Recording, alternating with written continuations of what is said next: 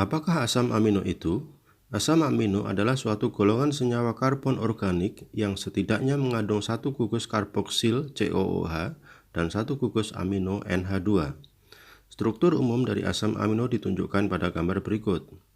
Asam amino dalam protein disebut juga asam alfa amino karena gugus aminonya terikat pada atom C-alfa, yaitu atom C yang terikat langsung pada gugus karboksil.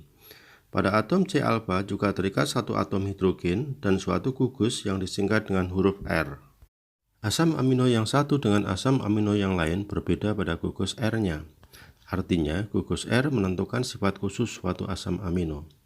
Nama asam amino dapat disingkat menjadi 3 huruf dan 1 huruf. Berikut terdapat 20 macam asam amino esensial yang berperan dalam sintesis protein. Asam amino dapat juga digolongkan sebagai asam amino polar dan non-polar. Asam amino polar bersifat hidrofilik, artinya suka air, sedangkan asam amino non-polar bersifat hidrofobik, artinya takut air. Pada suatu protein globular yang bermatra 3 dimensi, asam-asam amino polar akan berada di sisi luar, sedangkan asam-asam non-polar akan memposisikan diri berada di sebelah dalam protein membentuk ikatan hidrofobik. Secara umum, sisi samping asam amino dapat dikelompokkan menjadi 1. Alifatik, contohnya alanin, glisin, isoleusin, leusin, prolin, dan valin. 2. Aromatik, contohnya fenilalanin, triptofan, dan tirosin. 3. Bersifat asam, contohnya asam aspartat dan asam glutamat. 4. Bersifat basa, contohnya arginin, histidin, dan lisin. Yang kelima, bersifat hidroksilik, contohnya serin dan treonin. 6. Mengandung sulfur, yaitu sistein dan metionin. Dan 7. Mengandung gugus amida tambahan pada sisi sampingnya, yaitu asparagin dan glutamin. Asam amino dapat membentuk sweeter ion atau ion sweeter. Ion sweeter adalah senyawa yang memiliki sekaligus gugus bersifat asam dan basa. Pada pH netral, asam amino akan bermuatan positif maupun bermuatan negatif.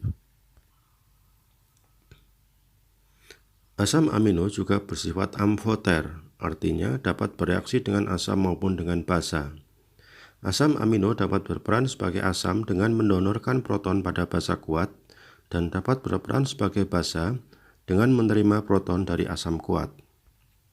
Pada pH rendah, asam amino akan bermuatan positif, menjadi netral pada pH normal, dan bermuatan negatif pada pH tinggi.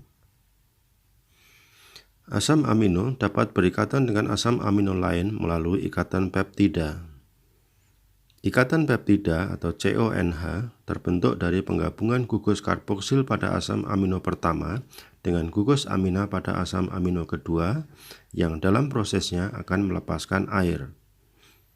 Jadi, pembentukan ikatan peptida tergolong sebagai reaksi kondensasi. Dua molekul asam amino yang dihubungkan dengan ikatan peptida disebut dipeptida. Penamaan dipeptida, asam amino pertama berakhiran -il dan asam amino kedua tetap. Contoh, glisilalanin akan berbeda dengan alanil glisin, meskipun keduanya tersusun dari glisin dan alanin. Gabungan peptida-peptida membentuk polipeptida atau protein. Jadi protein juga merupakan polimer dari asam-asam amino.